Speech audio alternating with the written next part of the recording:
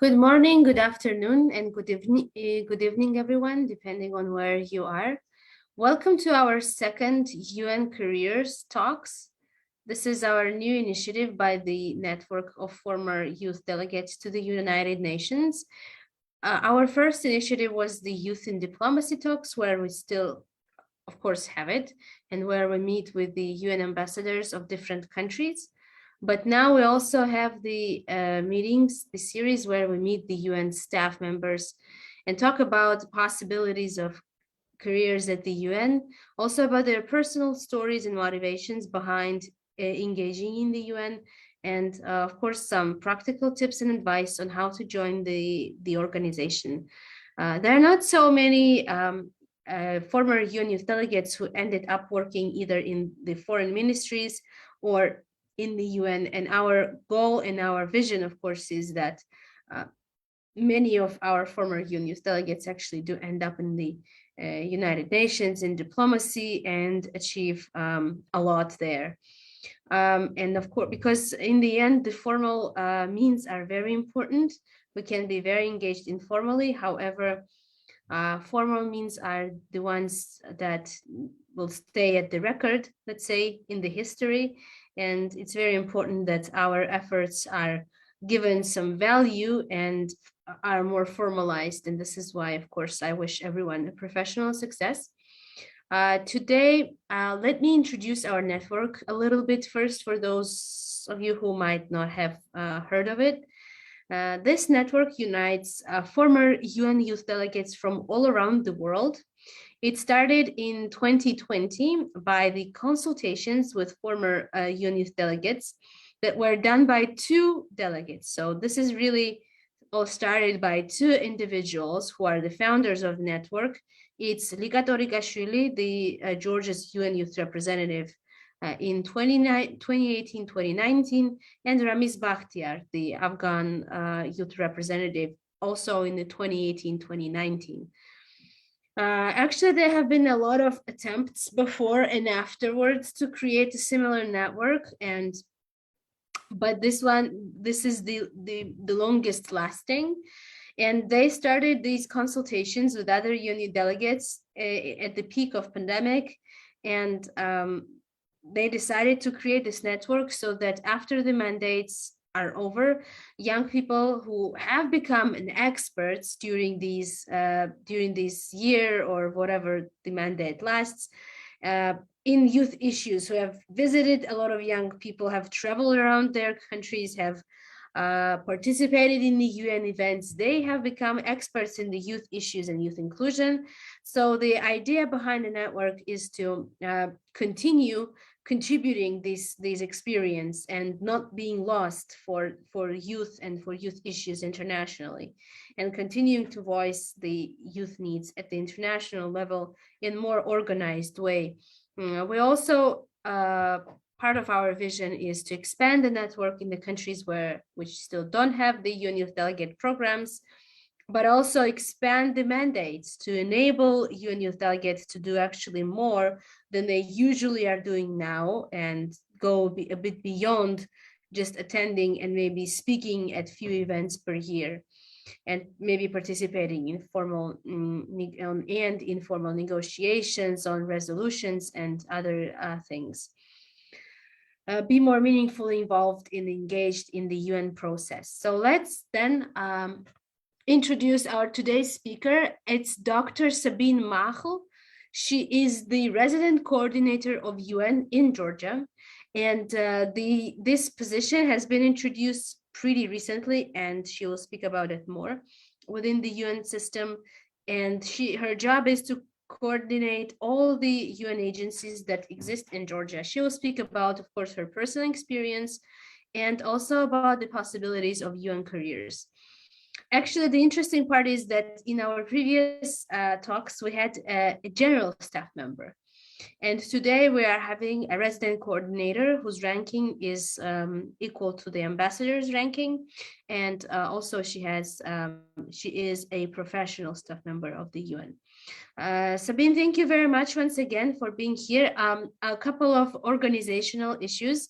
After Dr. Machl will finish her speech, Everyone will be allowed to ask questions. You can either unmute yourselves and turn the cameras on, or you can post the questions on the chat. Meanwhile, I will remind everyone that we are also live on Facebook, and you can also watch us there for live. And ask questions in the comments, and we'll come back to you as soon as possible. Sabine, thank you once again, and the floor is yours. Thank you very much, Esma, and good to be here. Thank you for the invitation.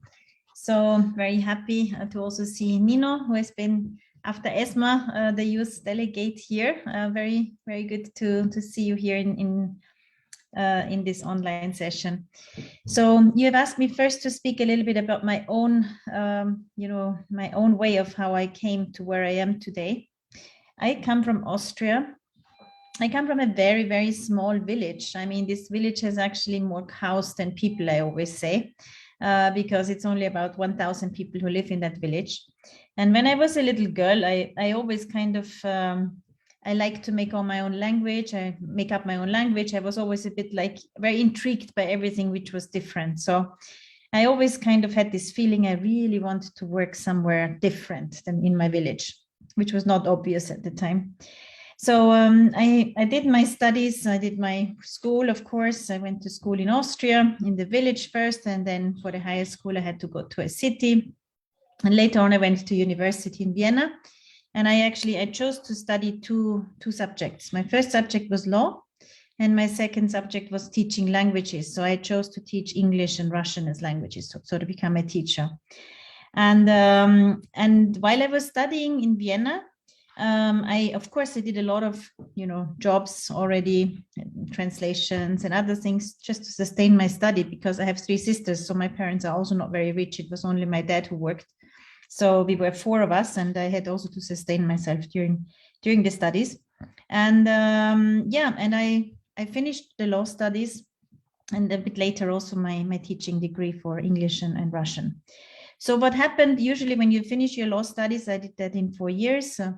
You start, going to the courts. You do a court year where you start either to become a lawyer, a barrister, or a judge. And I went for the judge line. I wanted to become a judge, and I thought, okay, this is going to be my sort of vocation in life. And everything changed one day. This was in 1998 when I was just doing my practice at court. And there was an opportunity to start in the Ministry of Foreign Affairs on a temporary post for the EU presidency, because Austria came to the EU quite late. Only in 1995 Austria joined the European Union, because we are a neutral country, and there were lots of discussions whether this would be possible or not. But in 1995 there was a referendum, and we joined the European Union. So in 1998 Austria had the first presidency of the European Union. This was always a half-year term. And they were looking for people who spoke some languages and who could come on board. And so I applied through the newspaper. And then I was, to my surprise, really invited for an interview, and they took me on board. So I interrupted my court practice, and I never came back to court after that. I didn't know that at the time, obviously, because I thought I would only work for half a year in the Foreign Service and come back. But then everything in life, as you all know, and it's going always different than we plan. So after my time in 98 in the chairmanship or the presidency of the European Union, when Austria had the first time this privilege of doing that, I kind of got to work with a lot of people who also liked languages, who also knew law, who were in a very different sphere than myself, so to say. And I very much enjoyed what I was doing. I was working a lot and got more opportunities, actually. I was then offered by the ministry to being seconded to Estonia, and to go as an Austrian mission member to the OSCE mission to Estonia, which I did, and was then called back in the year 2000 to the headquarters of the OSCE, which is in Vienna, where I worked then during the Austrian OSCE chairmanship also for a whole year in the Foreign Service. And by that time, I think it was already becoming clear to me that I really enjoyed this multilateral work, much more maybe than even the bilateral work. There's a big difference, I think, if you are working in your MFA, as you were mentioning, Esma, right, when you're representing your country, or if you work in a multilateral body like the OSCE, the Organization for Security and Cooperation in Europe, where it's more about the issues that you're really putting into the center. So I've enjoyed this very much, and actually was then again, after the time in the OSCE, in the chairmanship in Vienna, again seconded to the OSCE mission in Estonia, where I worked for a whole year. I was there as the deputy head of mission. I was seconded as, we were the only team, 2 women out of 18 missions. They were all headed, and the deputy head were all men. And I think at the time it was quite unusual, to have 2 women. So we were the only mission in Estonia with 2 women actually leading the crowd, and that was an interesting experience back then in the year 2001. After this, I have been working for the OSCE in different functions. In the OSCE is also an organization, a regional organization of the UN, of the Charter of the UN, basically where you have seconded positions. This means your government sends you there, or you have a contracted position and you are directly on contract with this organization. And I had different forms and shades. I was working in the Conflict Prevention Center in Vienna. I was working in Kyrgyzstan in the mission of the OSCE there. I was working for the High Commission on National Minorities. This is an institution, this is in The Hague. And the OSCE is a non-career organization. So very clearly, after 10 years, you need to leave. So you cannot stay in one post longer than 5 or 7 years, depending on the post, and altogether not more than 10 years. So when it was time for me to move on, I was looking, for different options, and I always knew that I could not stay all my life in the OSCE, because they tell you this from day one. Of course, for me, one issue was maybe to get into the United Nations, or another one was also for an international NGO, or possibly try other international organizations at the intergovernmental level.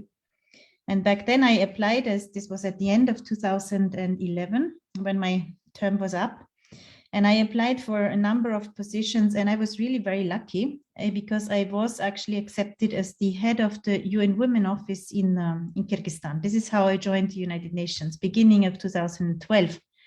So I am a person who is not made all her career in the UN. I came actually quite late. So I've been there now for 10 years. And I started my engagement with the United Nations in UN Women. This is my parent organization. I'm coming back to this in a moment. Where I worked first in Kyrgyzstan for about 3 years exactly. Then I moved on to Palestine, where I was nearly 3 years, in Jerusalem, posted in East Jerusalem, and after this in Jakarta, where I was not only the UN Women representative, but also the liaison for UN Women with the ASEAN, which is also an intergovernmental regional organization. And then in 2017, got the chance by UN Women, because this organization supports 2 people every year to do the resident coordinator assessment. And they supported me in the second half of 2017 to go to London and to do this assessment. This is a 3-day assessment with, professional psychologists and others. They check you for 3 full days. And when you pass this assessment, then you're coming into the so-called resident coordinator pool, and from there you can apply for resident coordinator positions. I got the good news in the beginning of 2018 that I was accepted to this RC pool. So this means from 2018 on, I could apply for positions as a resident coordinator. And I've applied exactly for 1 position, and the 1 position was for Georgia. And I was really, really privileged that this worked out, and I actually got the opportunity of coming to Tbilisi then in 2019. So I've been here now for 2.5 years already in Georgia, and to work here as the resident coordinator in Georgia. So I was saying the parent organization of mine is UN Women. Until 2019, it was the usual practice that the resident coordinator was also the head of the UNDP, of the United Nations Development Program. And this has changed. From 2019, these 2 functions were split. So now all the resident coordinators around the globe, they do not really have an agency that they're affiliated with. So we all report directly to the Secretary General. So I am now the representative of the Secretary General here in Georgia. And there is 131 of us around the world, because all the countries where we have UN country teams, they have a resident coordinator. We are covering actually more than 131 countries. We are covering around 162 because some resident coordinators even cover several countries. These are so-called multi-country offices. And the idea is really that this function is no longer linked to one agency only, because this was seen as a little bit of a problem by many other agencies. You know, there's many different UN agencies, specialized agencies, you have entities, you have, normative ones. So the idea was really with the reform to decouple this function of the resident representative of UNDP from the resident coordinator. So, and basically in 2019, I was on I think it was number 3 of all the resident coordinators who got already the first contract with the Secretariat. So directly reporting then to the Secretary General, to Mr. Guterres at the moment. So this is in a long story of mine of how I actually landed where I am. I think it's not a really very typical career, but I mean, it's one that very often certain things are leading to something else. And I think the most important, if you're looking at it, is also that you really enjoy what you're doing and the work that is at hand. So for me, I think it was a blessing that I had this chance, of getting into this Ministry of Foreign Affairs. Otherwise, I would have never made it there, if I didn't have this chance at the EU chairmanship back then in '98, when Austria was chairing, that they were taking up some people from outside and, and gave them these opportunities. So I think it's always really important for all of you to find some opportunities when they arise and take them and really see if this is what you enjoy. Is this what you like? Is this what you really want to develop on? And it's also quite difficult because, I think even at the time, I mean, nowadays it's maybe even more difficult, but even back then there were lots of people who wanted to do certain jobs, and there's only a very limited number, obviously, of posts available. So there is always a little bit also of being at the right time, in the right place. I think this is sometimes also coming to that, but you need to look for it quite actively, I think, and that's important. I think in the beginning, it's also always that you really need to prove yourself. This was one of the things when you come from the countryside in Austria, you don't know anyone in the capital. You go there, you don't really have any of these connections and networks and so on. So I think it's each time an opportunity, and and to see what you can do actually in order to contribute to the different areas. And for me, as you're interested in the UN in particular, I think it was really a blessing, and it's not typical that you start actually as the head of a representative of an agency in the United Nations. So many people start from another grade, from a junior professional, for example, or from another job, and then usually go up within the United Nations, which was not the case in my specific example. But, I mean, this is very often how it also works. But this is also, I think, it was a very good decision, because when UN Women was created back in 2010, it was a very forward-looking agenda and a very forward-looking mandate. UN Women has like 3 different mandates. On the one hand, they are making projects, they're doing operational work, they have a normative work. They're really, the Secretariat of the CEDAW, of the Convention on the Elimination of Discrimination Against Women, and they also have the coordination mandate a bit among the country teams. So they should always support the resident coordinators specifically on gender mainstreaming and the empowerment of women agenda in every country team. So it was a little bit of a practice, I think, for me, but in small, for this job now as the resident coordinator, where I'm not coordinating only on one topic, but really the entire work of the United Nations.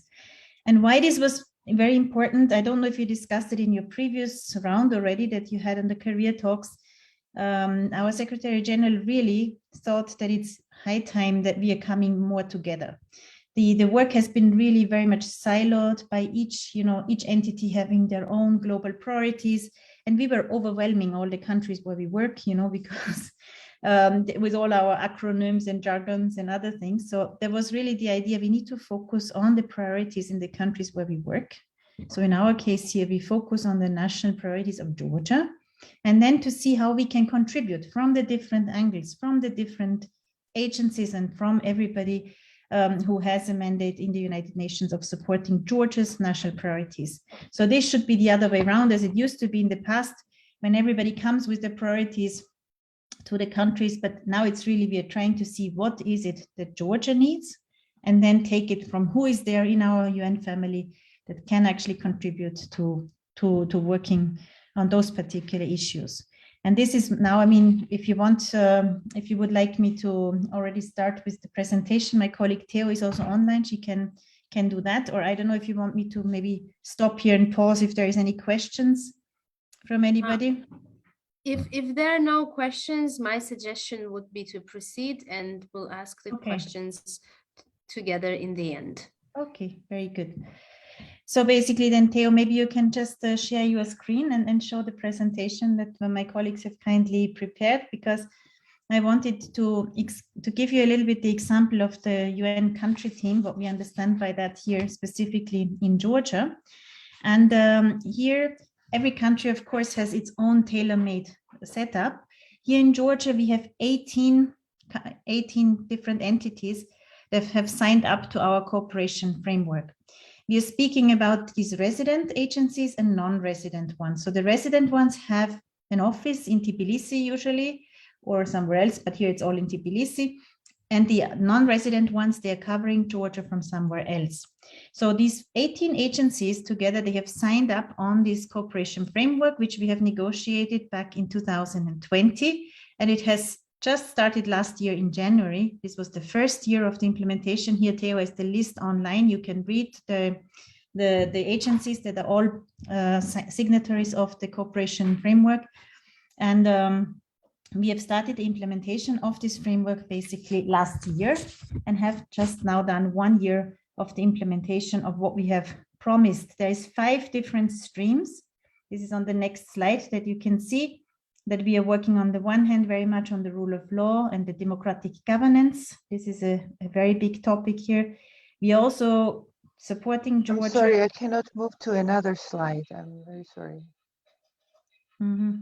Maybe just on your computer, Theo? No?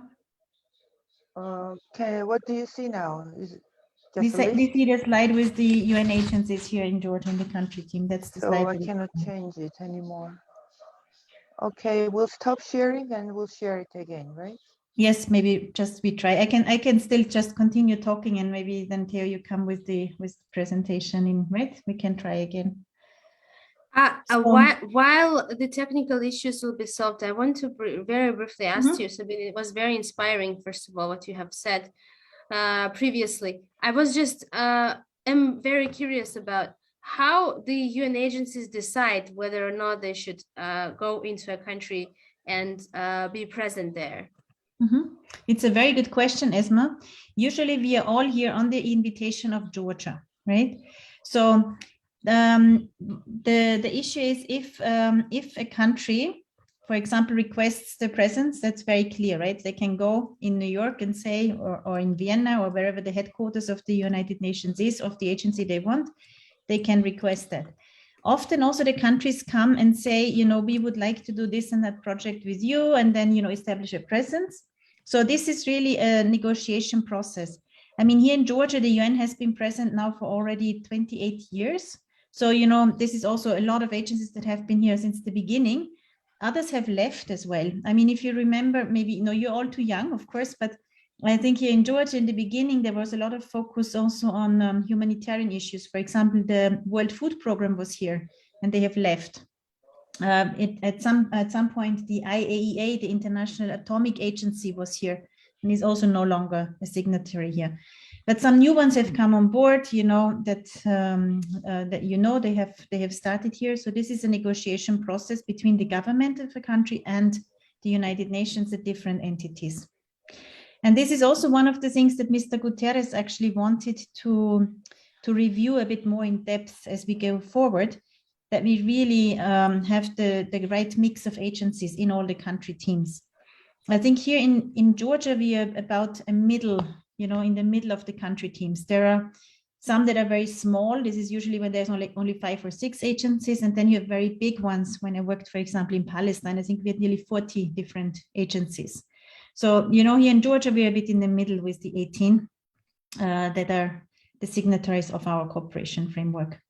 And this composition can also be changed. So, you know, sometimes agencies leave if they say, look, our project portfolio is too small. For example, you know, we believe that our work has been done, like let's say on the WFP, the World Food Program, then basically they would move out, and others can come on board when needed. Is that okay, Esma?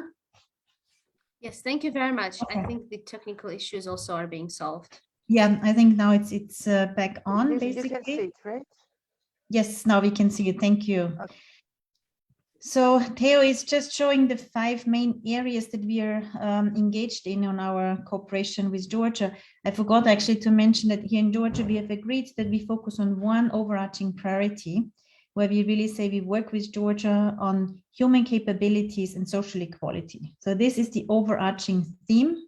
We have agreed on only one theme. Many other country teams have like several themes, but we have said we work on one theme for these 5 years, and we support this theme by 3 different streams. The first one that I mentioned was the rule of law, the democratic governance. The second one is to focus on the social issues, social protection. This is a very important one.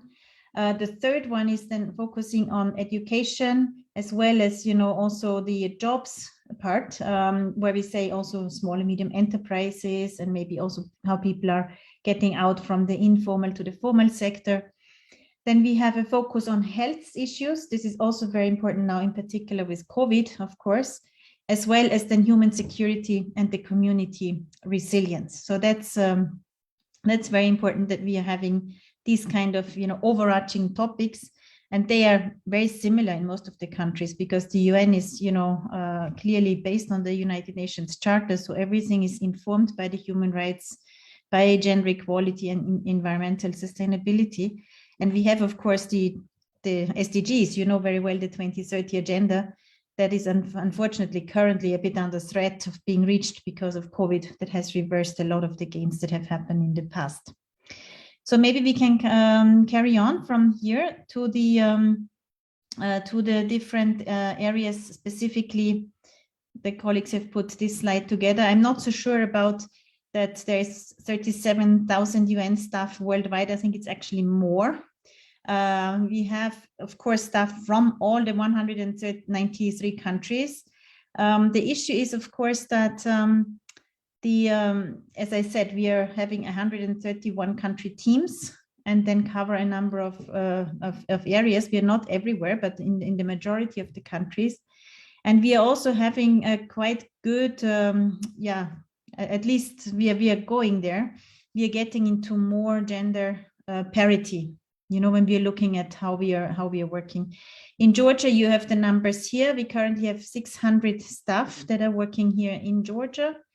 About half of them, 51%, female and 49% male. So this is what it looks like. And our Secretary General is very committed on having more women also, not only in numbers, but also in leadership positions, because here is often still a big gap when we are looking at the gender parity. So maybe we can move on to the next slide. These are the different categories. You already referred to this, Esma, in your introduction, because you had the call with somebody from the general service category. We call this the G staff. And then we also have the national professional officers. So this is in the countries where we work, like here in Georgia. So you can work as a Georgian, as a national professional that is recruited here locally in Georgia. And this is the same as any national professional staff, as a professional level internationally. The international professional levels, you have 2 different categories. You have the P ones, these are the professional staff, and the D ones, that's the director level. So you have from P1 through P5, usually some agencies have also P6 and P7, but they're very rare. And then you have on the D level, you have the D1 and a D2. And after this, you are becoming an assistant secretary general or an undersecretary general. This is then a very different category. But for those who are at these different levels, the general service category, this is usually always the people in the countries. This is very rarely that there is an international recruited, because of course you need the language skills, and you need to also know how this works.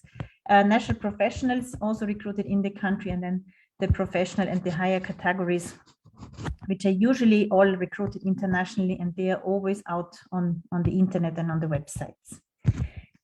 I think we can move on from this if there is no questions. How the process works, I think this is quite self-explanatory, but we can go through that.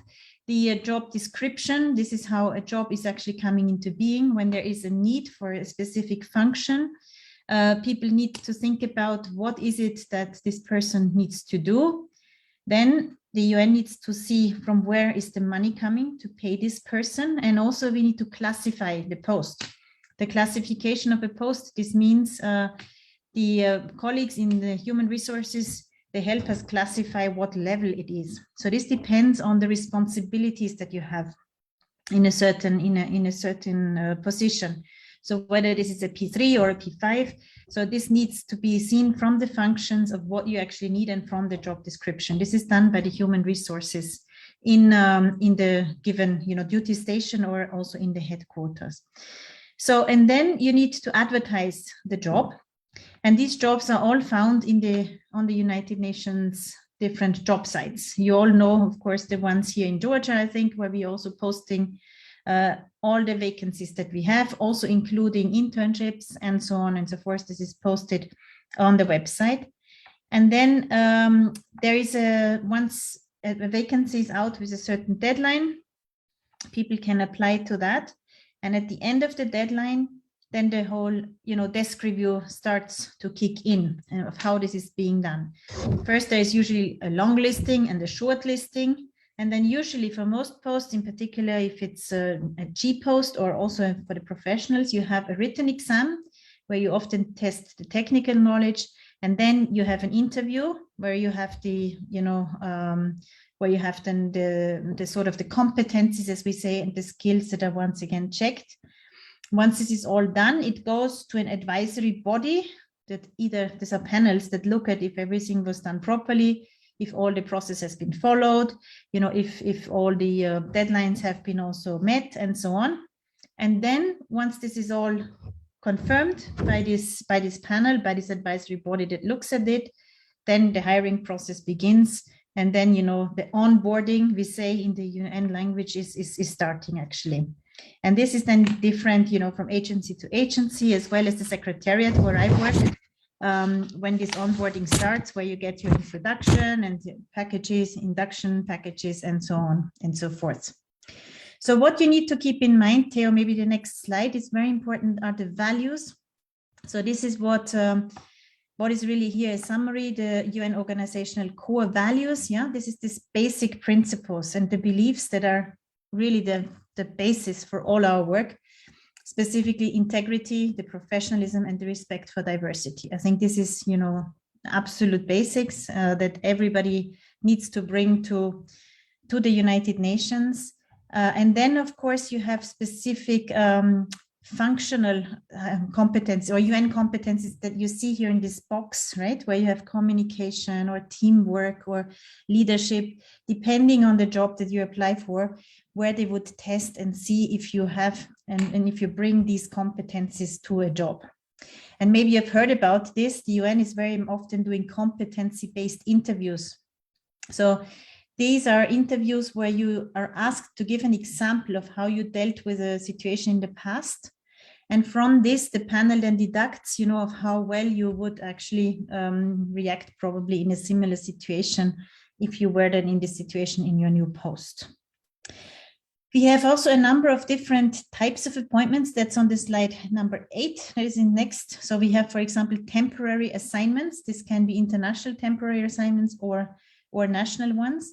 This means the contract cannot be longer than 1 year. So it's only for 364 days usually. And this is, the contract duration. We have the fixed term appointment. That's, for example, what I have. Here I get a renewal of my contract every year or every 2 years because it's a fixed term. This is, what I sign off on. But after these 2 years, I mean, 4 or 5 months before this comes to an end, I need to say, do I want to continue or not? And the organization needs to say, we want Sabine to continue or not because of the performance she has had.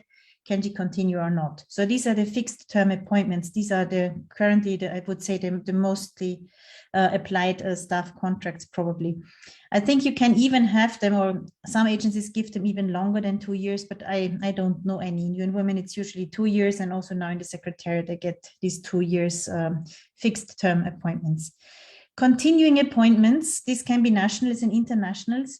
These do not exist anymore now. These are older contracts. So people who have joined the United Nations in the 90s or in 2000, you could get a sort of, it's like a permanent contract. It's a continuous appointment. That's what it's called.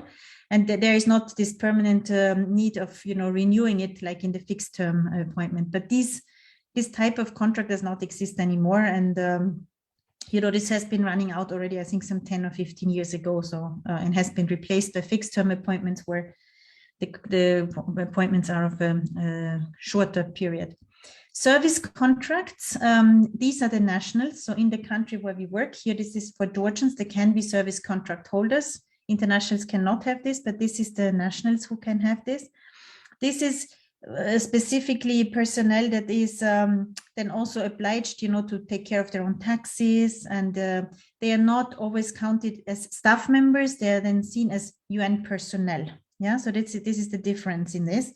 And they are often meant to fulfill a specific function, let's say on a project, or, if they're hired for a specific time or for a specific, activity, technically or operational.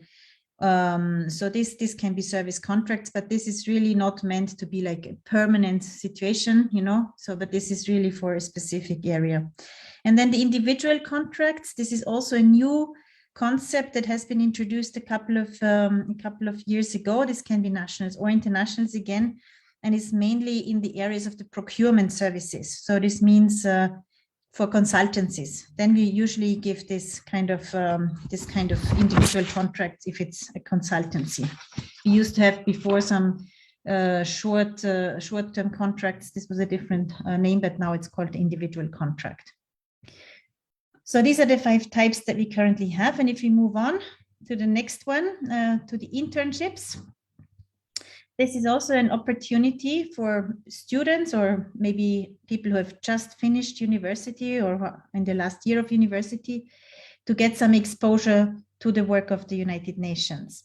And this is also different in every, in every sort of agency of how they are actually dealing with this. Some are even paying some internships, others do not pay. So it's not that uniform as one would think. And the duration of the internship can also vary. So in length, so this means usually it's between like 3 months and 6 months long, but sometimes it can also even last for a year. The interns are always selected also on a competitive basis. So there needs to be a call out there on the internet where a certain entity is looking for an intern, and the applicants must at the time when they apply have a number of requirements that they're fulfilling. So this means they need to be enrolled in the graduate school, the second university degree or an equivalent. And they need to be enrolled in the final academic year of first university degree program. So I think this is important also to note, and then to being enrolled in a postgraduate professional traineeship program is also an option. And the applicants, they need to really demonstrate then an interest in a specific field of development. So this is one of the prerequisitions and pre-requirements for these applications. Usually when you look at these advertisements for internships, you will also see what language requirement is necessary. As I said earlier, they will also say if it's a paid internship or if it's a non-paid and unpaid internship. So this is an opportunity whenever there is an opening, for those of you who are really interested in finding a way into the United Nations, to see which agency is then the closest to the area that you are working in or that you're studying, and then try to come through an internship and see if this would be something that you can imagine also for your own career in working for the United Nations. On slide 10, so we have a number of volunteers. This is also an important one. UN volunteers, we have local, national volunteers and also international volunteers. So you see the numbers here on the screen. 8,281 UN volunteers were worldwide, globally deployed in 2019. And we are very lucky here in the RC office in Georgia. We also have one UN volunteer from Czechia. She's with us this year, where actually Czechia is paying for her stay, for her board, for her lodging and so on. She's not getting paid for the work, but she's getting paid for all these expenses that she has to being here in Georgia. And she's working with us during this year. There is also an opportunity of signing up to becoming a volunteer locally here in Georgia.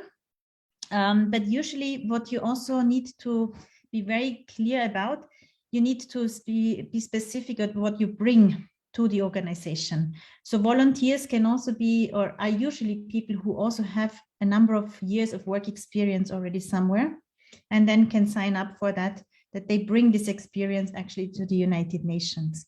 So this is something which is also an opportunity, but usually not directly after university, because then usually one doesn't have a specific, specification or a lot of experience in a certain field. But after you have worked somewhere, this is a good opportunity of also giving your time and your commitment to the United Nations.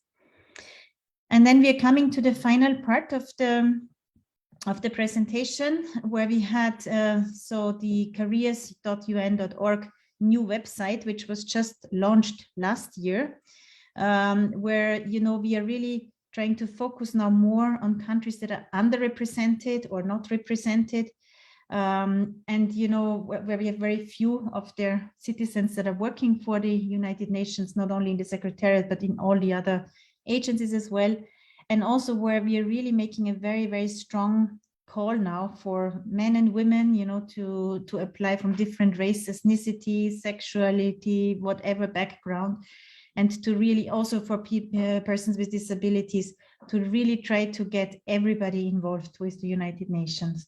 So there is a strong call and a strong push for that from the very top of our organization. I think Mr. Guterres really wants to make this work, and not only words, but also change that it's a more diverse, working culture, and that we really have also different nationalities and, different countries represented in country teams, as well as, in the management functions of the United Nations, because our organization is of global nature, right? It's really, it's really everybody here. We are having the international standards, and so it's very important that we also have the workforce that reflects all of that, and that we are also catering to everybody being included.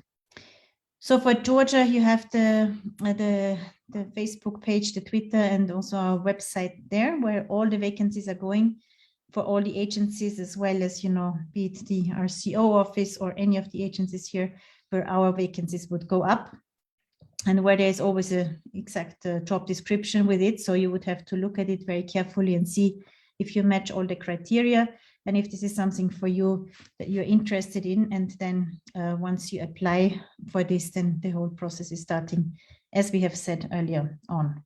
And I think this is it for, in a nutshell. I mean, if you have any questions, I'm happy to answer whatever I can, or I can find out for you if I cannot answer the question.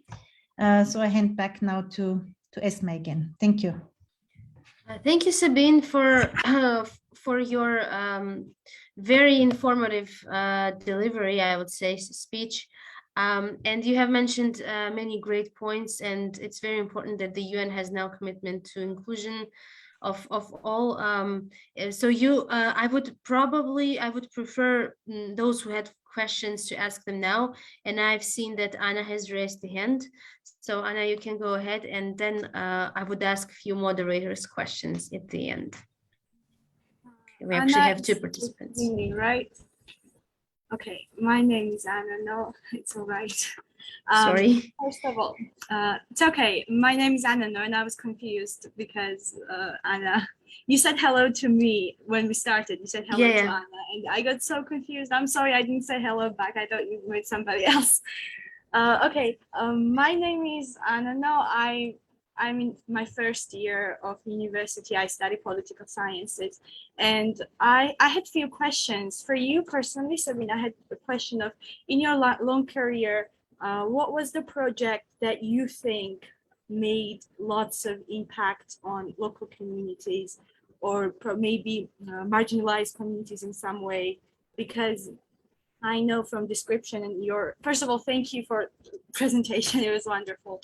And in presentation, it was very like prominent that UN pays lots of attention to diversity, ethnic diversity, like sexuality, education, women's rights. And in that area of social justice and social equality, what do you think that was the project that made lots of impact and you were directly or indirectly involved with it to kind of like get the idea of practical and like obvious practical examples, you know?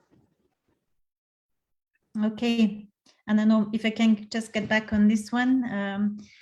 Yes, I think this question is sometimes asked to me what I think is the most impact, right? And I think, if I'm very honest, it's usually not the projects. Yeah, I think it's not so much necessarily the projects. I think what has made most impact was or is, I would say, the advocacy, you know, and bringing some awareness to people. And this means my example that I believe was really for me the most kind of impressive one was when I worked in Kyrgyzstan, specifically for UN Women. You know, they have this practice of bride kidnapping, right, for girls. Yes. So, I mean, there's like more than a third of the country, of the, you know, inter-Kyrgyz marriages are bride kidnapped. And this is really horrible. And I had no idea, you know, when I worked there. I once got a question from a journalist. He wanted to come to Kyrgyzstan and meet with some people and if I could organize, and I did. And then he came and I was shocked because everybody, all my friends, everyone I knew, you know, they either their parents or they themselves, you know, had this experience directly with bride kidnapping. And basically, you know, this is really, you're kidnapped and then, you know, you're getting raped and that's it, you know. So, so this was really one of the things when I said, this is, wow, I mean, this is something, you know, this in the 21st century, then it was the 20th century, you know, but still, I think it's, it was quite shocking. So what we did actually at the time, together with a number of volunteers, you know, who have gone out to the different regions in Kyrgyzstan and so on, we did a lot of advocacy, and actually they criminalized this practice. So in Kyrgyzstan, since 2013, it's a crime to bride kidnap. And you can go to prison up to 10 years if you do that. You know, because you could go to prison for stealing a sheep, like 10 years, right? But not for stealing a woman at the time. So this was one of the advocacies that we made at the time when we were doing this. And actually, this was a big success. But to be honest, the success was not for very long, because then, you know, it was criminalized and it was all, you know, a big success and we were all happy. But then no cases came and there were no court cases, and, you know, nobody actually brought this to the courts. So finally we had, after like 6 months or so, a case in court, and then the family, you know, withdrew everything. They said, no, we don't want, this is so much shame and so much, you know, public pressure and so on.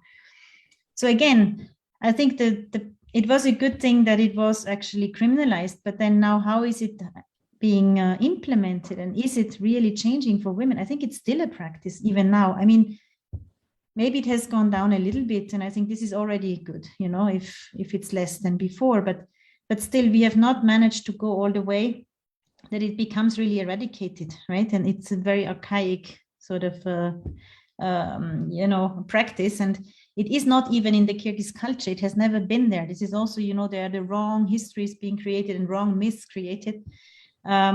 So this was, but I think this was one of the things when I thought, yes, you can do things, and we all of us, you know, we have really the opportunities of doing that. and I'm often thinking also in my village, you know, where I grew up, I mean, everybody can really change all the things around us, you know. We totally underestimate this all the time.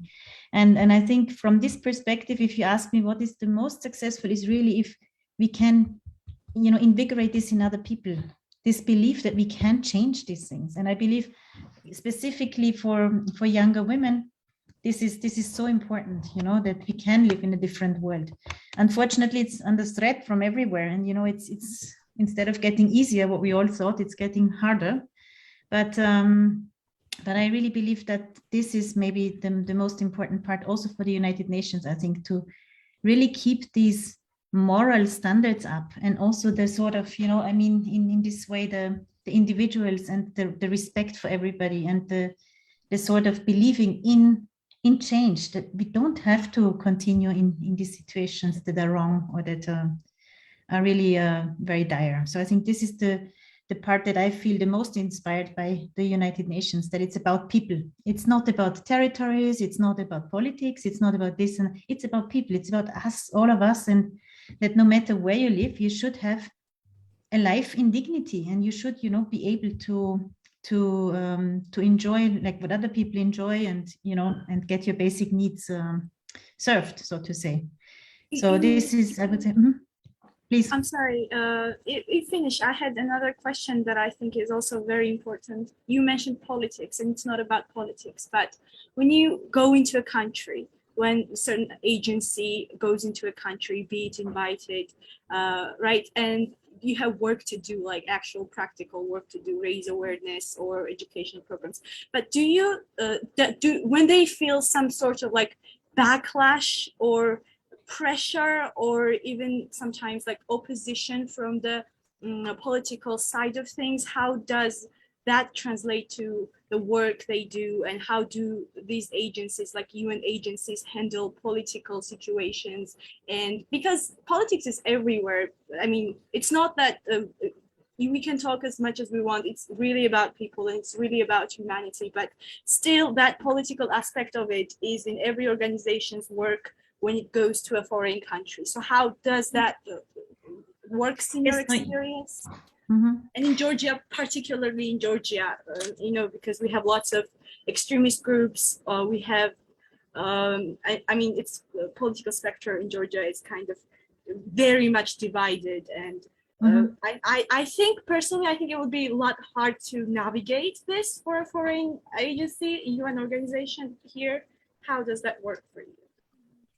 I think we are not a foreign organization. I think we're a Georgian organization, as we are another one, because, yeah, you know, the United Nations is everybody. So, I mean, this is also one of the things that I always say. We are not a donor, you know, we are not a sort of, you know, coming from somewhere. It's really, we are Georgia, yeah, as we are the other 192 countries. And so I think, yes, you're right. Of course, politics plays a very important role in all of this, because the decisions are being made, you know, legislation is drafted in the parliament, you know, decisions are made in the government, right? You're absolutely right. But I think as the United Nations, we are really here to support that things are actually moving in the right direction. I mean, we were not so happy recently, as you know, when the state inspector